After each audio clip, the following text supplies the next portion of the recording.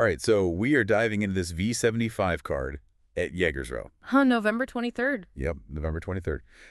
And we have some excellent sources this week. Absolutely, we do. Extra tips?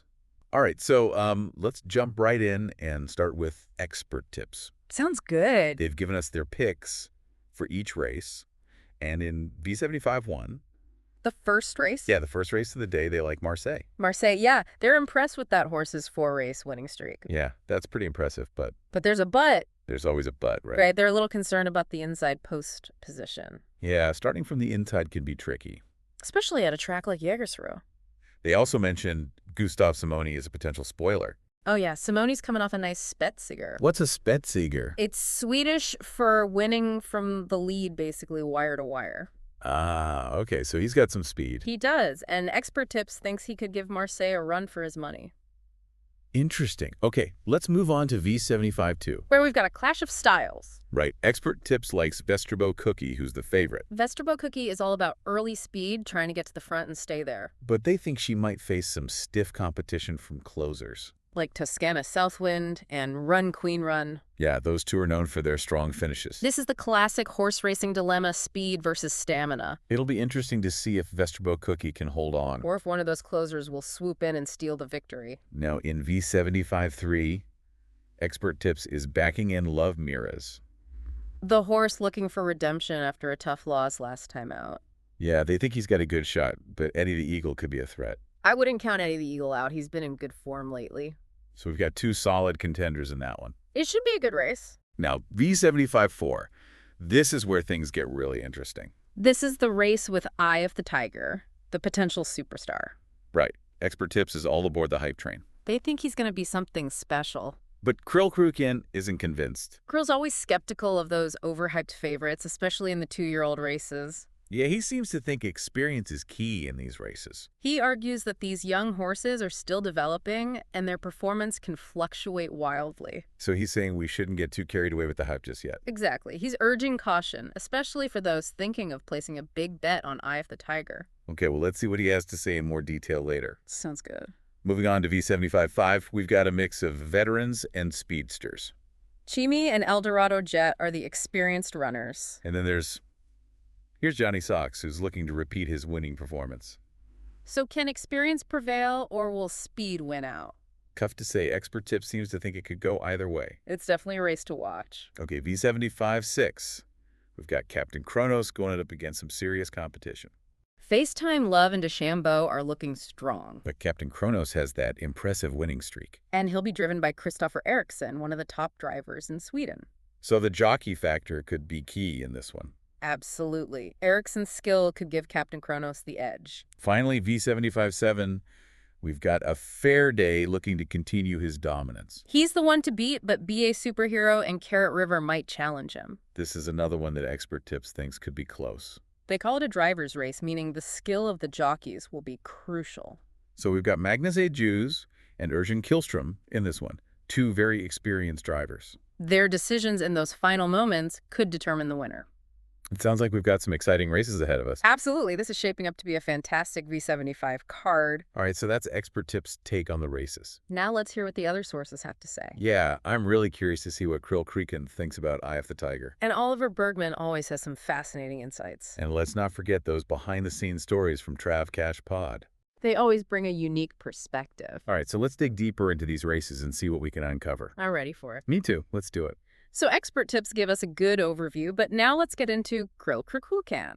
Yeah, he's always entertaining. He is very much so, and he always has some strong opinions, especially about the 2-year-old races. He's not buying into the Eye of the Tiger hype. Yeah, one bit. So who does he like? Well, he's actually made a bold prediction about Magnus Juice, The jockey. the jockey. He thinks Juice is going to break the record for V75 wins in a year. Wow, that's a big call. There are still a lot of races left this season. So he must really believe in Juice's abilities. He does, and he's got some interesting thoughts on the specific races as well. Okay, let's hear it. Starting with V75-4, the Eye of the Tiger race. The one where Expert Tips is so high on him? Yeah, well, Krill is urging caution there. He tells a story about a time he bet big on a young horse in a big race. It didn't end well.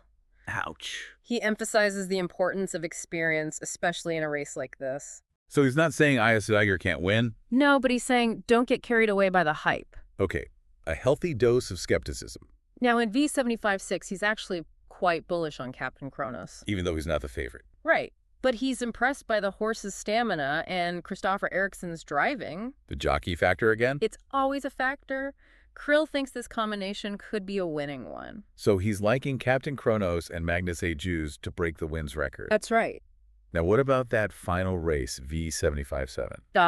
Yes. He calls this one the driver's race because he thinks the skills of the jockeys will be decisive. We've got some top names in this one. We do Magnus Aduges, of course, and also Erjan Kihlström. Two very experienced drivers. They know how to make those split-second decisions that can win a race. So Krill's really focusing on the jockeys in this one. He thinks their tactics will be crucial. All right, so we've got Krill's take. Now let's move on to Oliver Bergman.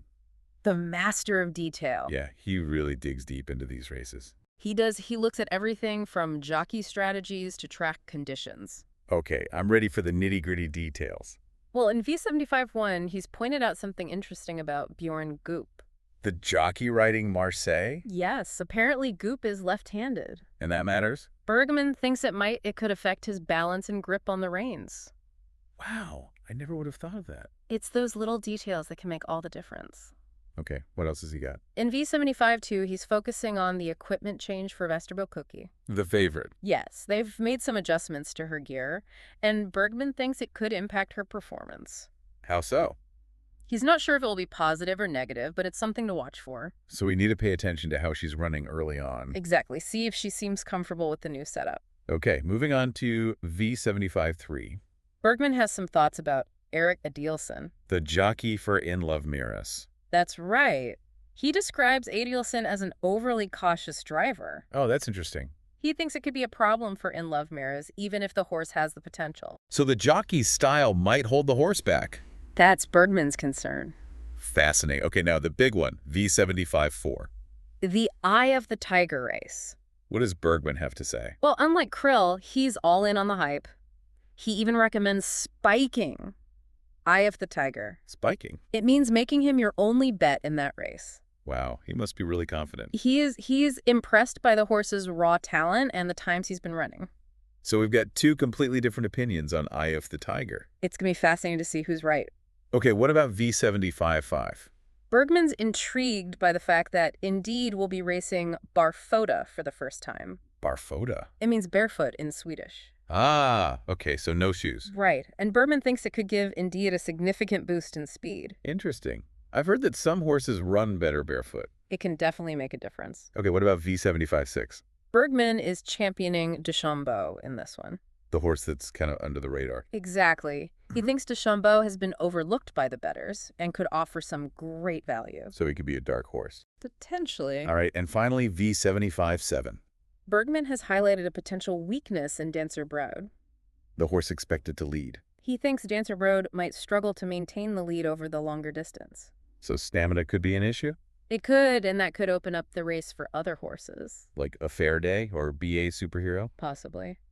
Okay, so Bergman has given us a lot to think about. He always does. Now we've just got one more source to cover. Travcash Pod. The podcast with the interviews and behind-the-scenes stories. That's right. They offer a different perspective. I always enjoy hearing those personal anecdotes. Me too. It brings the whole sport to life. So we've covered a lot of ground here. We have expert tips, Krill Kruken, Oliver Bergman. And Travcash Pod. Yeah, a lot of information to digest. It is, but it's all valuable stuff. Yeah, it's been really interesting to see how each source approaches these races. They all have their own methods, their own ways of looking at the data. And sometimes they come to completely different conclusions. Like with Eye of the Tiger. Yeah, Krill is so skeptical while Bergman is all in. It makes you think twice about just blindly following the hype. It does. You have to consider all the angles. Exactly. The Travcash Pod, they have that interview with Thomas Peterson. Emir's trainer. Yeah, right? What did he have to say? Well, he shed some light on Emir's breathing issues. Ah, those starting gate problems. Yeah, he said Emir has trouble breathing when he's in the gate.